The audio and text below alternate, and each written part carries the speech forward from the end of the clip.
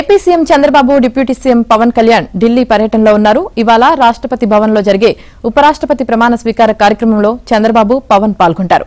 NDA కూటమి అభ్యర్థిగా vice president ఎన్నికల్లో ఘన విజయం సాధించిన సిపి రాధాకృష్ణన్తో చంద్రబాబు పవన్ భేటీ అయ్యే అవకాశాలున్నాయి.